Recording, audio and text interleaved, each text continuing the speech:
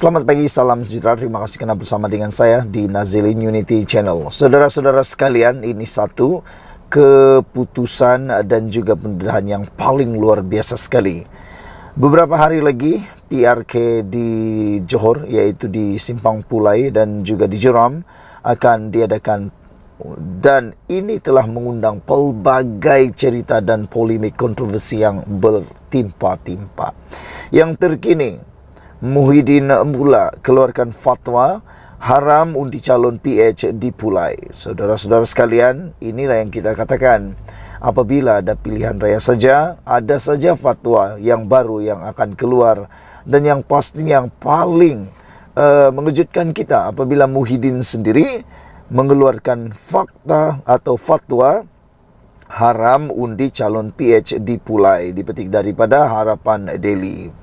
Pengerusi Perikatan Nasional Tan Sri Muhyiddin Mat Yassin tiba-tiba mengeluarkan fatwa yang menjatuhkan hukum haram jika pengundi mengundi calon Pakatan Harapan di Parlimen Pulai.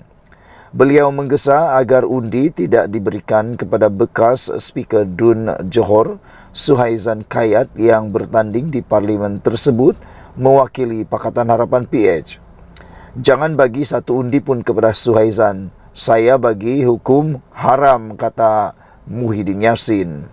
Ada esok yang cabar saya ni persoal ikut fatwa mana. Tak boleh, kerana situasi sepanjang 9 bulan ini adalah ujian, kata beliau. Macam soal kenaikan harga barang, jadi sebab itu waktu PRK ini kita tunjukkan kepada Anwar Ibrahim bahawa kami yang ada di Pulai akan tentang habis-habisan Anwar Ibrahim, kata beliau lagi.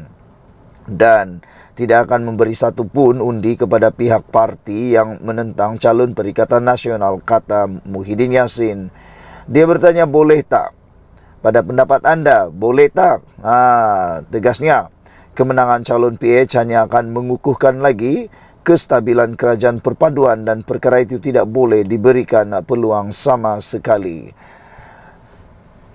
Pilihan raya PRK Parlimen Pulai menyaksikan pertandingan 3 penjuru membabitkan Suhaizan Kayat, calon Perikatan Nasional PN Zulkifli Jaafar, serta seorang lagi calon bebas Samsudin Muhammad Fauzi.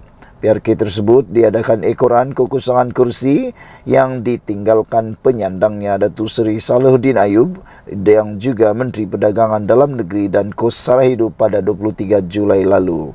Parlimen Pulai mempunyai seramai 167,108 pengundi.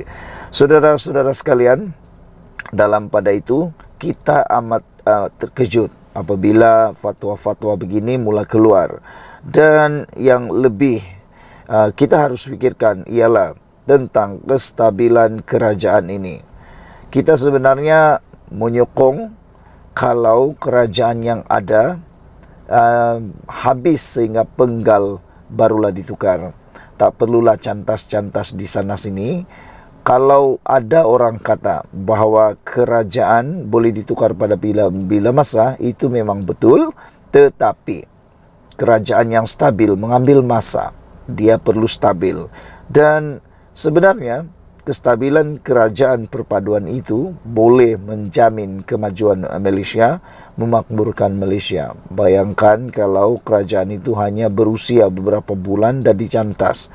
Adakah apabila kalaulah Perikatan Nasional mampu menumbangkan kerajaan dalam tempoh setahun ini, adakah mereka akan dapat bertahan pula? Itu persoalannya. Inilah perbuatan cantas-mencantas, tiada yang kekal. Sekian dulu untuk kali ini. Jangan lupa tinggalkan komen anda untuk isu kali ini, yaitu Muhyiddin keluarkan fatwa haram undi calon PH di Pulai. Bye-bye. Selamat pagi, salam sejahtera. Terima kasih kerana bersama dengan saya di Nazilin Unity Channel. Saudara-saudara sekalian, ini satu berita baik daripada Perdana Menteri kita, yaitu Anwar Ibrahim. Saudara-saudara sekalian, dalam laporan terkini yang kita terima, kerajaan setuju laras tangga gaji penjawat awam. Saudara-saudara, kerajaan bersetuju melakukan pelarasan tangga gaji penjawat awam termasuk pensara dan profesor melalui Belanjawan 2024 yang dibentangkan di Parlimen bulan depan, kata Datuk Seri Anwar Ibrahim. Sebelum kita teruskan isu kali ini, jangan lupa tinggalkan komen anda, tekan butang subscribe. Tekan butang subscribe itu percuma. Bercakap tentang gaji di Malaysia, sudah lama kita tidak mengalami penyelarasan gaji, kata Datuk Seri Anwar Ibrahim. Dan apabila Datuk Seri Anwar Ibrahim mengambil berat tentang gaji penjawat awam ini, bermaksud tidaklah salah dan sangatlah tepat Datuk Seri Anwar Ibrahim menjadi Perdana Menteri kita.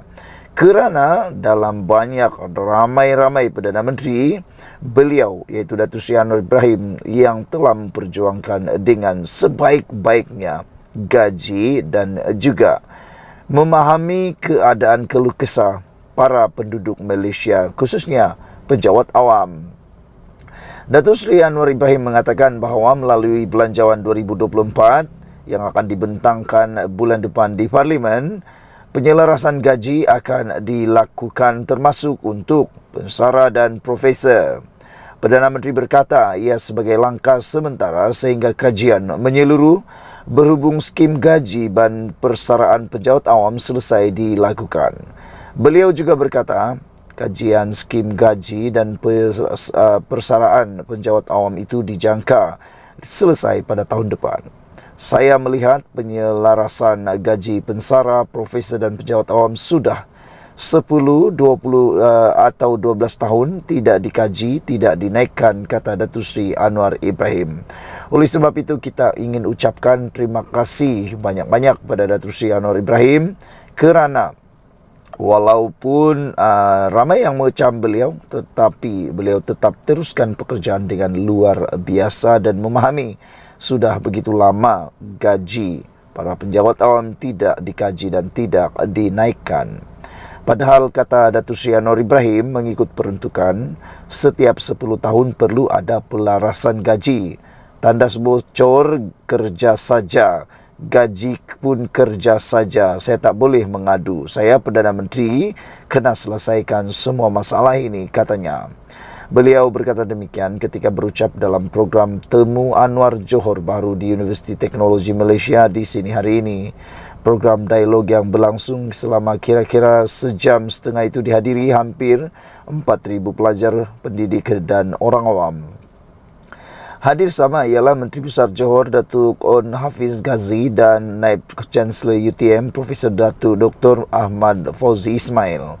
Dalam perkembangan lain, Anwar menasihati generasi muda supaya menolak politik fitnah yang cuba diterapkan segelintir pemimpin politik negara ini sekaligus mengubah naratif politik masa depan. Beliau berkata pendekatan segelintir pemimpin politik khususnya pembangkang dilihat tidak sesuai untuk diikuti generasi muda yang bakal menjadi pelapis kepimpinan negara nanti. Anak-anak muda perlu mempunyai gaya pemikiran yang kritis agar dapat membezakan antara fakta dan fitnah.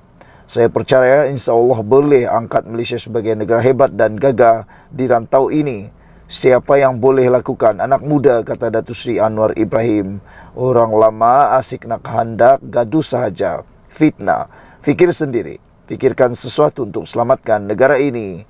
Anak muda perlu mengubah naratif politik dan ekonomi negara ini kerana mereka lah yang boleh menyelamatkan negara, kata Datuk Seri Anwar Ibrahim lagi. Sekian dulu untuk kali ini. Jangan lupa tinggalkan komen anda, tekan butang subscribe. Kita jumpa lagi. Bye-bye.